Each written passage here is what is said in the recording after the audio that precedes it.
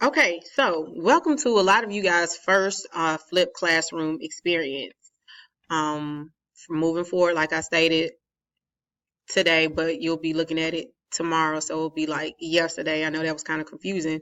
But moving forward, a lot of our PowerPoint sessions will be online.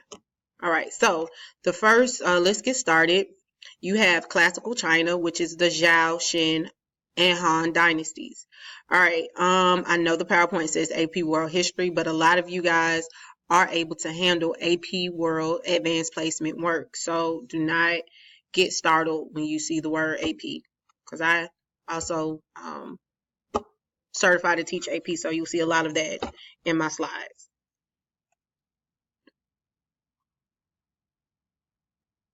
All right, so this is a timeline for the classical China. You have the Shang, which is 1766 through 1122 BCE. You have the Zhao, which is 1029 through 258 BCE. And then you have the era of warring states, which is 402 BCE through 201 BCE. And then you have the Shin, which is 221 through 202 BCE. And the Han, which is 202 BCE through 220 CE. And I know it's a lot of dates, it's a lot of CEs, BCEs, E's, but you have to become familiar with it. All right. So this is the Chinese dynastic cycle. We have new family established dynasty, which are new rules, new institutions, a new way of life, also known as economy. You have the dynasty grows weak. You have social divisions increase. Internal rebellions or external rebellions also take place. And then you have the new dynasty emerges. All right. Anytime you get a new dynasty in place, so if the Qin dynasty dies off and the Han dynasty takes place, then this is the 5 steps that usually happens when you encounter a new dynasty. Okay. And I'm not saying the Qin and the Han come. That might not be the right order, but that was just an example. So I don't want anybody to get confused on that. Mandate of heaven. So like we stated in class, belief that the gods transferred their power to a specific family in China. So this meant that this assisted in establishing dynasty and rule the region, or assisted the family or that chosen family to establish a dynasty and to rule that region. All right. Know that you have emperors were also sons of heaven. So you also, similar to a king, you have the emperors, and they were known as the sons of heaven. Okay.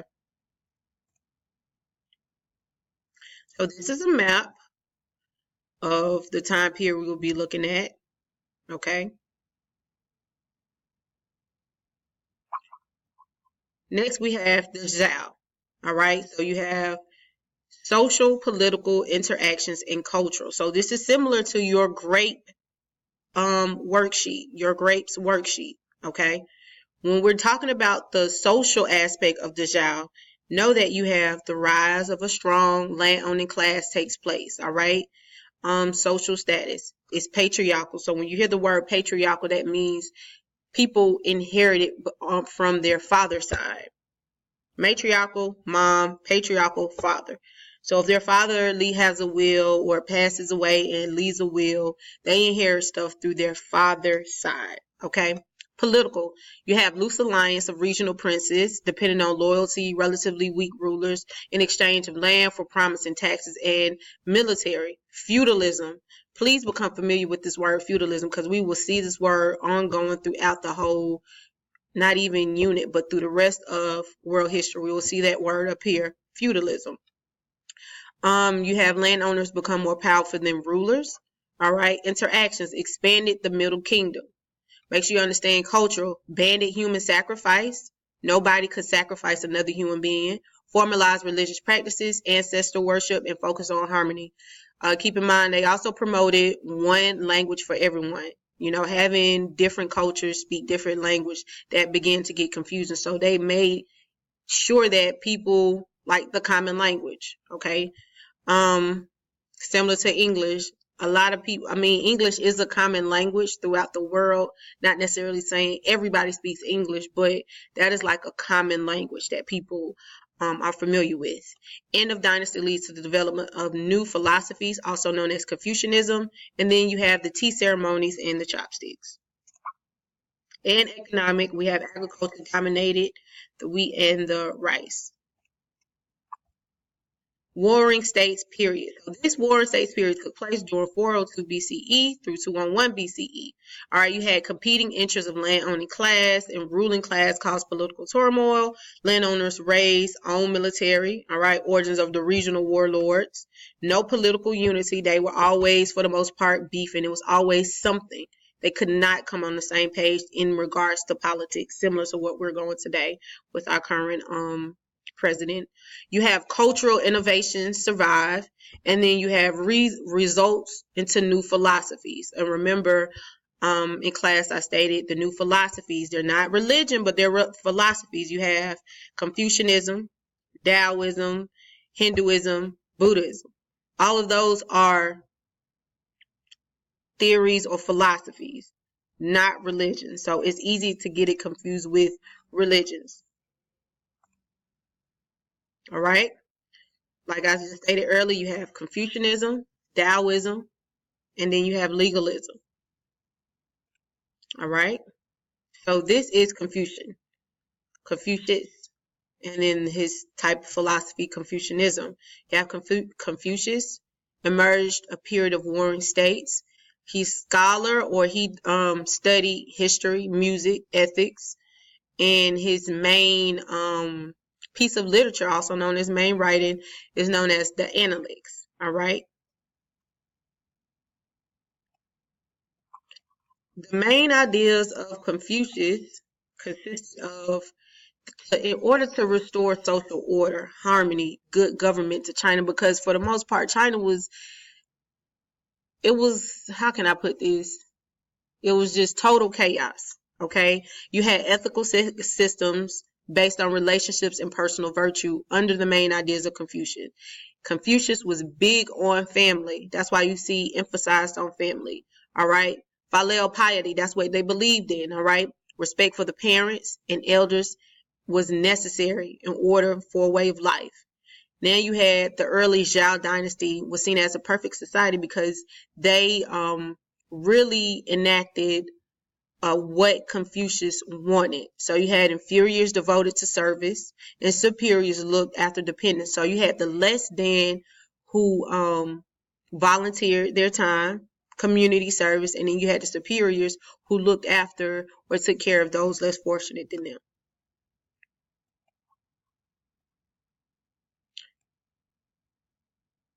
Confucianism. So you had 5 basic relationships in society in a Confucius society. You had ruler to subject, father to son, husband and wife, older brother to younger brother, and friend to friend. So basically, this how it had to the step ladder. The subject had to obey the ruler. The son had to obey the father. The wife had to obey the husband. The younger brother had to obey the brother, and the friend had to look out for the friend. Okay. And some people, you have some cultures who still believe wholeheartedly to that type of relationship, but that is what Confucius relationships were all about. All right, you have the Chinese gentleman, education and moral standards. Birth status was not important in a Confucius society. Okay, who was born first? That wasn't. They didn't look at that. You know, if we think back to ancient Egypt's dynasty, the first son was, for the most part, next in line to rule the kingdom. Bureaucracy, those who help run the government. Okay, make sure you're familiar with that as well. All right, you have Taoism. It was founded by Lao Zedong. All right, one of his main writings or pieces of literature was Tao Te Ching, The Way of Virtue. Human actions were not important, and most important part, society was natural order of things. So make sure you understand that Taoism was solely based on nature. All right. You had to make sure you understood nature. All right. To understand nothing is the best to do nothing, to observe nature. Nature is not jealous or power hungry. That's why Lao Zedong focused his energy on nature. Nature does not argue, but right or wrong, good or bad. Nature is just, it's a peaceful way of life, okay? Legalism, you have practical political reaction to Confucius. Han Fazi was the 3rd century in BCE. Powerful and efficient government is key to restoring order. Legalism was very, very strict. Even though I don't have some of the strict laws that legalism required, legalism was very, very, very, very strict. Borderline dictatorship, almost. Laws will end civil war and restore harmony. Under this type of philosophy, rewards to good subjects and punish disobedience. Rulers must control ideas and actions of people, and was favored by Shihougandi during the Shin dynasty. And this is where this map you see where the Shin dynasty was located. All right, we have the Shin dynasty. All right, emerges at the end of the Zhou dynasty, also known as the Pyramid of the Warring States. It was founded by Shihougandi, the 1st emperor.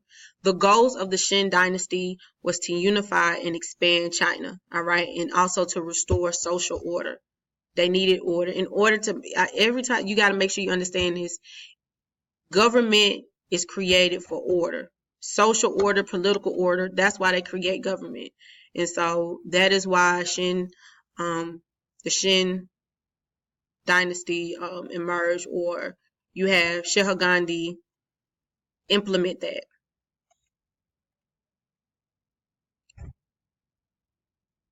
All right, so you have the social, political, and interactions. Again, we can use this also with our grapes worksheet. All right, make sure you understand the social, political, and the interactions. All right. Practice of having eldest son inherit all property and land, which is totally different from what we just learned from the other dynasty. Nobles must leave land and live in the emperor court. Okay. Political, emperor had to complete control over aspects of society, use brutality to force and to accomplish his goals. Bureaucracy, not of the nobility, expanded to help control all regions. National census, single law code, and this is the type of interactions. You had army expand to crush rivals in regional rebellions, expanded territory of China, including Hong Kong. They also influenced parts of Vietnam through conquest and expanded infrastructure to increase interactions.